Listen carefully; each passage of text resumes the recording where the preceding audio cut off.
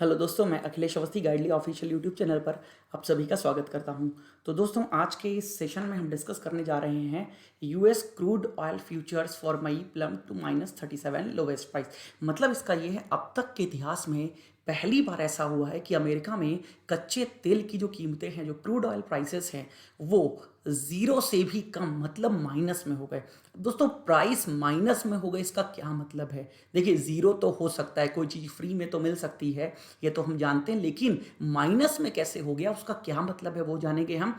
और ये जो अमेरिका में क्रूड ऑयल के प्राइस इतने कम हो गए, तो क्या इसका प्रभाव भारत पर पड़ेगा? क्या भारत में कच्चे तेल की कीमतें कम होंगी? मतलब लॉकडाउन के बाद क्या हमें पेट्रोल डीजल बहुत ही कम कीमतों पर मिलने वाला है? तो दोस्तों, इसको जानने के लिए आप जुड़े रहिए इस सेशन में। हम आगे बहुत अच्छे से चर्चा करेंगे और बहुत अच्छे से आपको बताएंगे कि क्या ऐसा होगा या नहीं होगा। तो दोस्तों, उसके पहले एक इन्फॉर्मेशन है।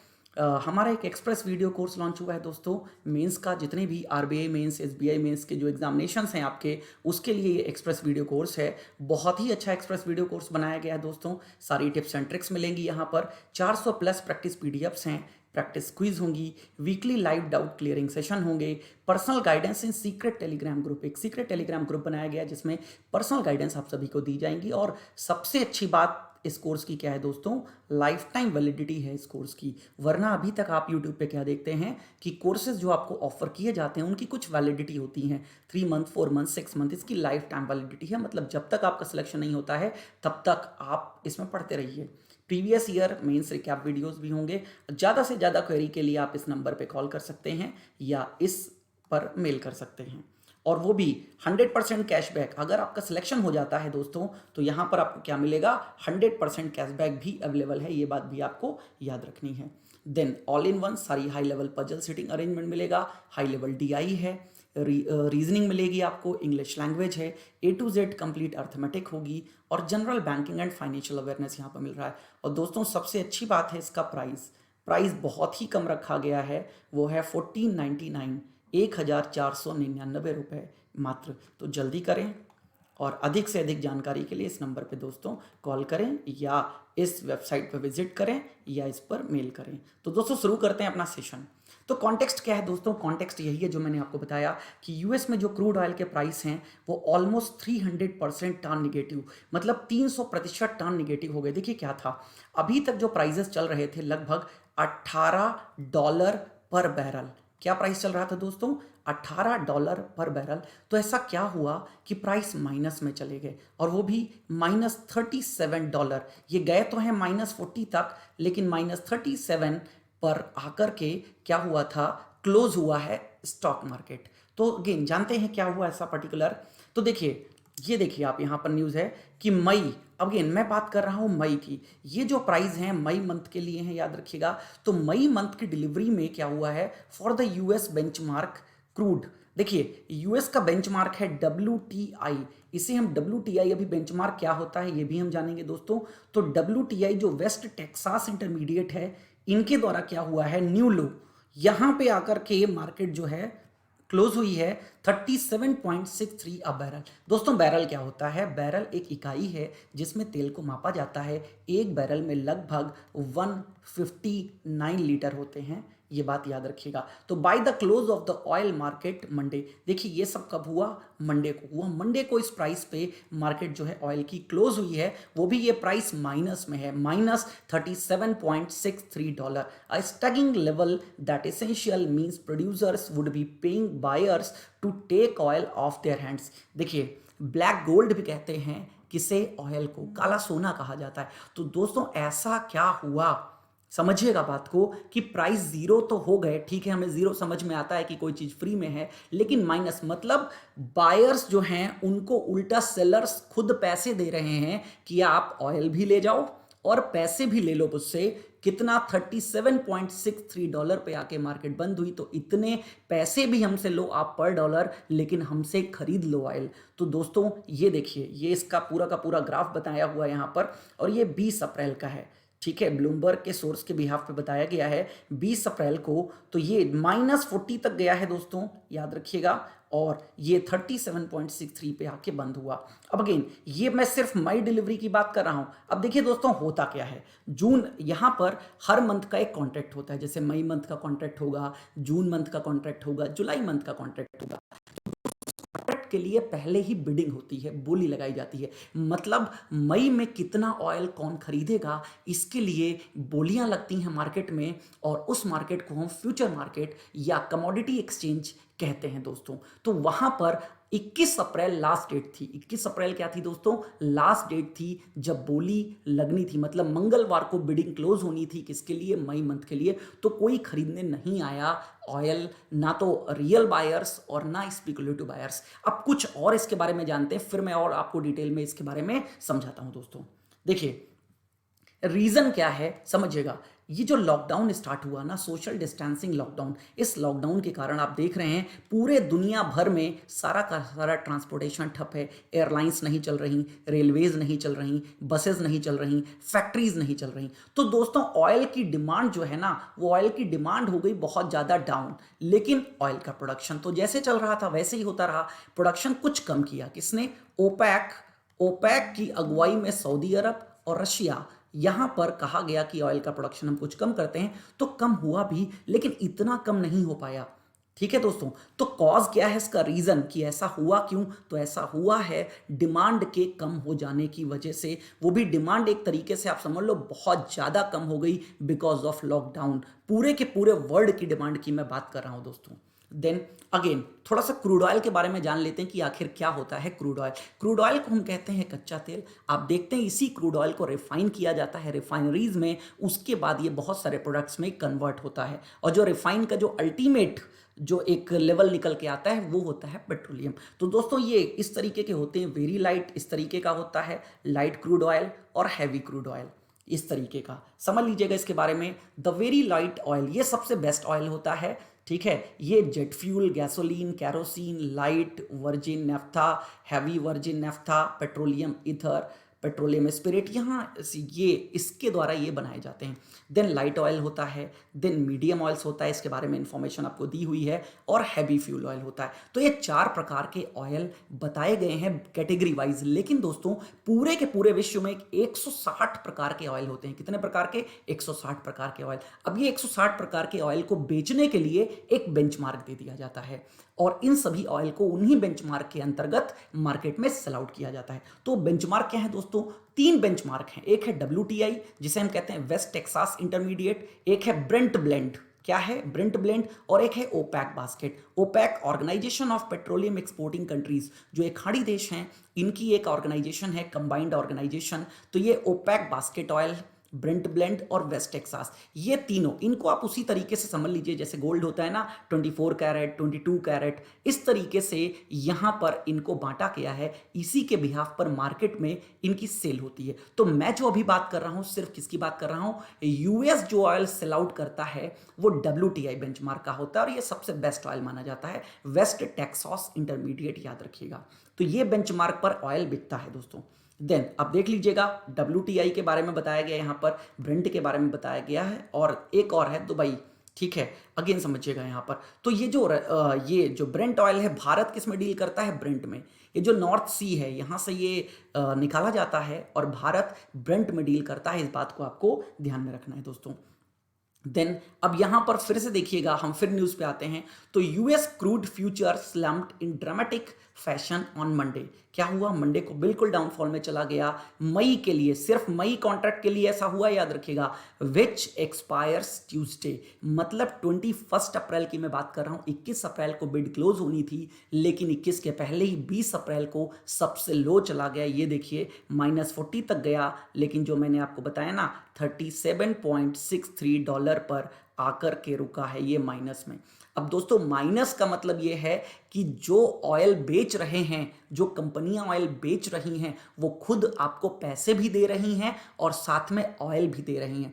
अब दोस्तों खुश होने की बहुत ज़्यादा बात नहीं है, ठीक है, लेकिन पहले रीज़न ये जानते हैं कि आखिर ऐसा हुआ क्यों।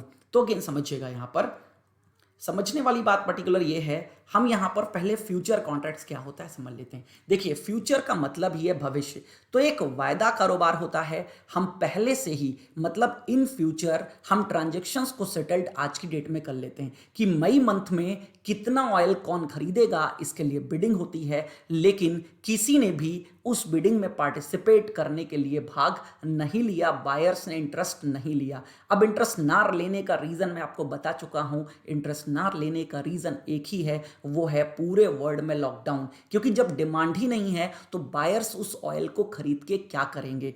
अब फ्यूचर कॉन्ट्रैक्ट्स के बारे में क्या है, एक लीगल एग्रीमेंट्स होते हैं टू बाय और sell a particular commodity, asset और security at a predetermined price. पहले से ही प्राइस डिटरमाइन होता है at a specified time in the future. Contract तो इन फ्यूचर में होंगे, लेकिन उनका प्राइस पहले से डिटरमाइन कर लिया जाता है। Future contracts are standardized for quality and quantity to facilitate trading on a future exchange. यही जो फ्यूचर एक्सचेंज है ना, जैसे इंडिया में कमोडिटी एक्सचेंज हैं जिसके बारे में हम जानते हैं, जैसे मल्टी कमोडिटी एक्सचेंज है इंडिया में, MCX के नाम से जानते हैं, ऐसे ही अमेरिका में है न्यूयॉर्क मर्केंटाइल एक्सचेंज।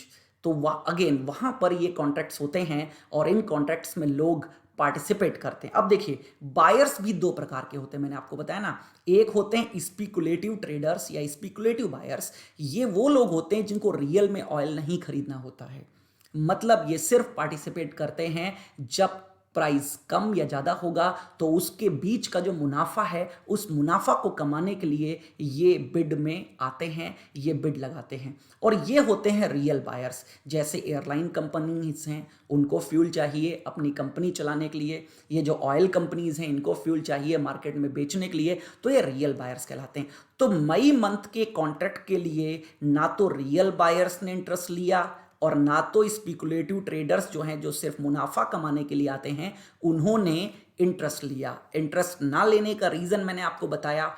अब दोस्तों, माइनस में जो चीजें गई उसके बारे में समझते हैं। देखिए, पूरे के पूरे वर्ल्ड में जो डिमांड है इस समय 2020 की बात करें तो 100 मिलियन की डिमांड आती है, 100 मिलियन बैरल पर डे। एक बैरल मैंने आपको बताया लगभग 159 लीटर, तो एक लीटर में 159 लीटर होता है एक बैरल में। और 100 मिलियन, ये मैं बात कर रहा हूं यहां पर 100 मिलियन बैरल पर डे, ये पूरे वर्ल्ड की डिमांड है। अब सोचिए, डिमांड 30 to 40% कम हो गई, मतलब लगभग 70 मिलियन के आसपास डिमांड आ गई, लेकिन प्रोडक्शन कम नहीं हुआ। प्रोडक्शन कम हुआ तो सिर्फ ओपेक ने कुछ कम किया, रशिया ने कुछ कम किया, लेकिन उसकी वजह से भी काफी प्रोडक्शन अभी भी हो रहा है दोस्तों। तो इस बात को हमें समझना है कि ये जो डिमांड इतनी ज़्यादा है, अब डिमांड है नहीं, डिमांड बिल्कुल डाउनफॉल में है, प्रोडक्शन करते जा रहे हो, तो जो ऑयल बन के तैयार हो रहा है उसको रखोगे कहाँ, उसकी स्टोरेज कैपेसिटी होनी चाहिए या नहीं। तो स्टोरेज कैपेसिटी के बारे में बात करते हैं। तो देखिए, यूएस की जो स्टोरेज कैपेसिटी है वो लगभग आउट ऑफ स्पेस होने वाली है, मतलब खत्म होने वाली है। जितना भी उन्होंने अब तक प्रोडक्शन किया, ये जो डिमांड का मिसमैच था, इसकी वजह से जो उनके पास एक्स्ट्रा ऑयल बच रहा था उसको वो स्टोर करते जा रहे थे, लेकिन वो स्टोरेज कैपेसिटी भी धीरे धीरे खत्म होने की कगार पे है। और लगभग देखिए, एक इंफॉर्मेशन है, द एनर्जी इंफॉर्मेशन एडमिनिस्ट्रेशन, ये यूएस का एक एडमिनिस्ट्रेशन है, पेक्ड, जिसने आका है टोटल यूएस वर्किंग स्टोरेज, जो यूएस में टोटल वर्किंग स्टोरेज कैपेसिटी है वो है 653.4 मिलियन बैरल्स। ये कैपेसिटी है पूरे यूएस की। Net stock held at refiners and tank farms was at about 323.5 million barrels as of week ended April 10। जो 10 अप्रैल को एंड हुआ है उसमें यह बताया गया है लगभग 57% स्टोरेज हमने यूज कर ली है। अब 57% स्टोरेज यूज कर ली तो जो 43% स्टोरेज हमारे पास बची है वो भी बहुत जल्द क्या हो जाएगी, खत्म हो जाएगी। जितने भी इनके बेस थे, मतलब ऑयल को कहाँ रखा जाता है, एक जमीन के नीचे सतह पर, तो वो हमने भर लिया। फिर टैंकर्स हमने भर लिए, फिर जो शिप्स होते हैं जिनसे क्या किया जाता है, सप्लाई दी जाती है, वो भी हमने भर डाले। लेकिन धीरे धीरे कैपेसिटी जो है वो खत्म होने वाली। अब दोस्तों, कैपेसिटी खत्म होने वाली है, प्रोडक्शन हमारा चलता जा रहा है, तो अब क्या कर रही हैं कंपनियां, कह रही हैं कि ले जाओ, उल्टा हमसे पैसे भी ले लो, हमसे पैसे ले जाने के ले लो। लेकिन समझने वाली बात दोस्तों यहाँ पे क्या है, समझने वाली बात दोस्तों ये है कि कोई भी अगर उस ऑयल को खरीदता है तो उसको भी तो शिपिंग चार्ज देना पड़ेगा, जिस भी देश में ले जाना है वहाँ का शिपिंग चार्ज देना पड़ेगा और स्टोर करना पड़ेगा उसको भी, क्योंकि डिमांड तो है नहीं इस समय, तो स्टोरेज कैपेसिटी उसको भी तो देखनी पड़ेगी अपनी, अगर उसके पास स्टोरेज कैपेसिटी नहीं है। अब दूसरी बात आगे समझिएगा, what will be the impact of India, ये जो सिचुएशन है इसका इम्पैक्ट इंडिया पे क्या पड़ेगा। तो देखो इंडिया जो है वो WTI, जो मैंने अभी बेंचमार्क आपको बताया था ना, ठीक है, वर्ल्ड टेक्सास इंटरमीडिएट, ये यूएस का बेंचमार्क है, हम इसमें डील नहीं करते हैं। इंडिया जो अपना ऑयल खरीदता है वो खाड़ी देशों से खरीदता है, कहाँ से, ओपेक कंट्रीज से खरीदता है, ये बात याद रखिएगा। मतलब इंडिया ब्रेंट में डील करता है, किस में डील करता है, ब्रेंट में।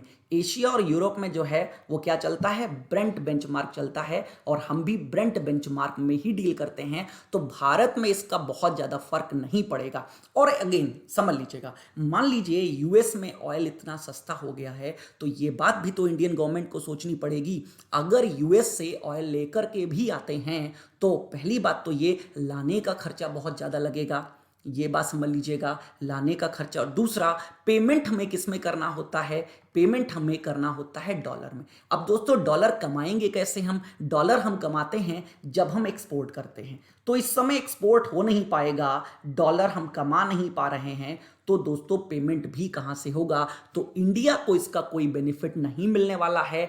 तो कंक्लूजन की बात दोस्तों ये है कि इंडिया पे इसका इम्पैक्ट नहीं पड़ेगा, ये बात आप लोग याद रखिएगा। इंडिया में कोई भी ऑयल की कीमतें कम नहीं होने वाली हैं। हाँ, एक फर्क जरूर पड़ेगा, जब WTI माइनस में गया है तो याद रखिएगा इन आने वाले दिनों में ब्रेंट माइनस में तो नहीं, लेकिन ब्रेंट पर भी फर्क पड़ेगा, ब्रेंट भी कुछ डाउन होगा, तो उसकी वजह से ऐसा हो सकता है कि कुछ प्राइजेस जो हैं वो कम हो जाएं, लेकिन ये सिचुएशन टेम्परेरी है, ये कोई लॉन्ग टर्म सिचुएशन नहीं है। ये सिर्फ मैं मई मंथ की बात कर रहा था, मई मंथ के कॉन्ट्रैक्ट की, और जून मंथ के कॉन्ट्रैक्ट के हिसाब से याद रखिएगा अभी भी $18 पर बैरल बना हुआ है। जून मंथ का जो कॉन्ट्रैक्ट है वो कितने पे बना हुआ है, $18 पर बैरल पे बना हुआ है। ये सिर्फ मैं मई के कॉन्ट्रैक्ट की बात कर रहा था दोस्तों, तो कुछ भी फ्री नहीं होने वाला है पेट्रोलियम वगैरह, याद रखिएगा इस चीज को। और आई होप आपको ये चीजें समझ में आ गई होंगी।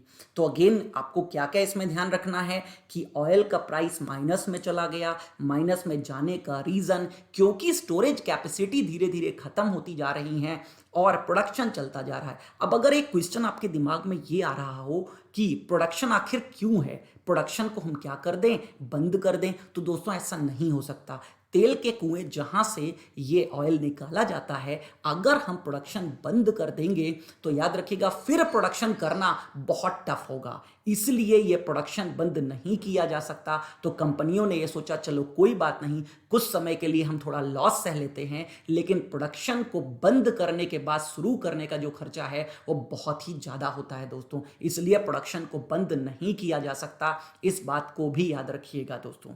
तो अगेन ये तो था इस सिचुएशन के बारे में। आई होप आपको सारी चीज़ें समझ में आ गई होंगी दोस्तों, तो ये बात याद रखिएगा, ठीक है। तो अगर आपको ये सेशन अच्छा लगा हो दोस्तों तो अपने फ्रेंड्स के साथ शेयर करिए और इसको कमेंट करके बताइए, और जो भी प्रॉब्लम्स हों प्लीज़ आप मुझे बताइए, कमेंट करके मुझे बताइए और इसको शेयर करिए ज़्यादा से ज़्यादा। Thank you, thanks a lot.